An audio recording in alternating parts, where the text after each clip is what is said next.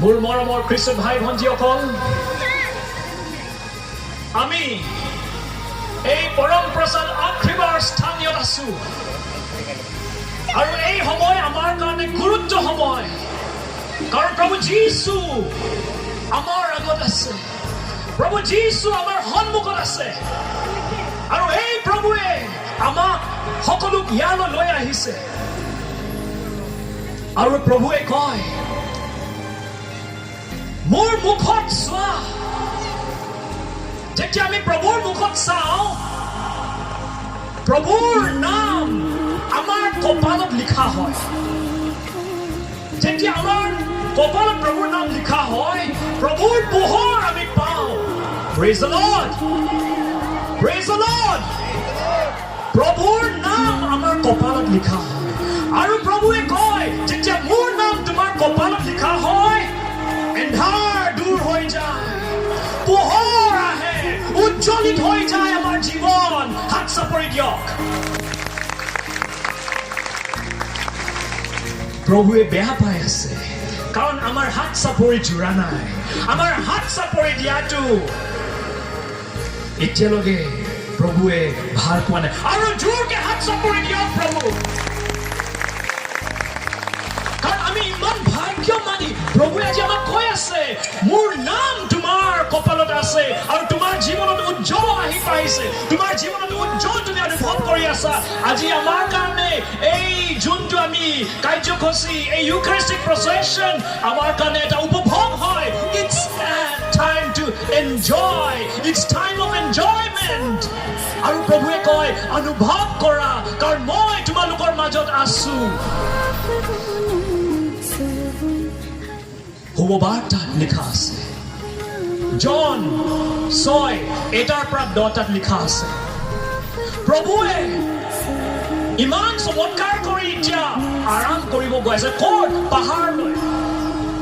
আৰু এই পাহাৰত শিষ্যবিলাকৰ লগত বহি থাকোঁতে প্ৰভু দেখি পালে যে ভিৰ আহি আছে আমাৰ লগৰ লেখীয়া।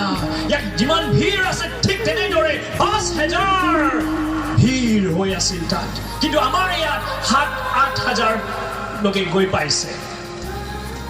প্ৰভুৱে ক'লে ফিলিপক, হেই ফিলিপ, চোৱা ভিৰ হৈ আছে, মানুহ ইহঁতে আহি আছে। আৰু পৰীক্ষা কৰিবলৈ ফিলিপক সুধিলে, ফিলিপ, তোমাৰ একাউণ্টত পইচা আছে নেকি? তোমাৰ হাতত পইচা আছে নে? কাৰণ ভিৰ আহি আছে, সিহঁতক খুৱাব লাগিব। কি কৰোঁ? তেতিয়া ফিলিপে ক'লে, নাই, মোৰ হাতত পইচা নাই। প্ৰভুৱে জানে আৰু কি হ'বলগীয়া আছে সেইবোৰ গোটেই প্ৰভুৱে জানে, কিন্তু এটা পৰীক্ষাৰ কাৰণে প্ৰভুৱে ফিলিপক সুধিলে। আৰু লগতে প্ৰভুৱে এণ্ড্ৰুক ক'লে, এণ্ড্ৰু, তুমি উঠি কৈ চোৱা, সেই ভিৰৰ মাজত যদি কোনোবাই আছে, টিফিন লৈ আহিছে, যোৱা আৰু চোৱা। যেতিয়া এণ্ড্ৰুৱে ফুৰি গৈ আছিল আৰু চাই আছিল, যদি কাৰোবাৰ হাতত টিফিন এটা আছে বা যদি কাৰোবাৰ হাতত ৰুটি আছে, সি গৈ চালে আৰু চাওঁতে এজন সৰু পুত্ৰ মানে ল'ৰা আছিল তাত, তেখেতৰ হাতত টিফিন আছিল। এই টিফিনত 5খন ৰুটি আৰু 2টা মাছৰ পিচ। আৰু লগে লগে যেতিয়া এণ্ড্ৰুৱে সেই পুতেকক সুধিলে, দিয়া মোৰ হাতত, তেতিয়া সেই সময়ত এই মুহূৰ্তত এই ল'ৰাই নকলে যে মই নিদিওঁ বুলি নকলে, লগে লগে সেই পুতেকে এণ্ড্ৰুৰ হাতত দিলে। আৰু হাতত দিয়াৰ লগে লগে এণ্ড্ৰুৱে লৈ আহিল প্ৰভুৰ যীশুৰ ওচৰত, আৰু প্ৰভুৱে স্তুতি কৰি এতিয়া পূৰণ হ'ল, মাল্টিপ্লিকেশ্যন অফ লভছ পূৰণ হ'ল, 5,000 মানুহ খোৱালে।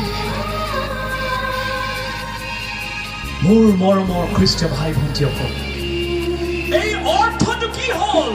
মই ইমান ইণ্টাৰেষ্ট নকৰোঁ যে 5,000 জনক খোৱালে, কিন্তু মই ইণ্টাৰেষ্ট বা মই আপোনালোকক এই অৰ্থটো দিব বিচাৰোঁ, সেই ল'ৰাজনে কি কৰিল? দিল।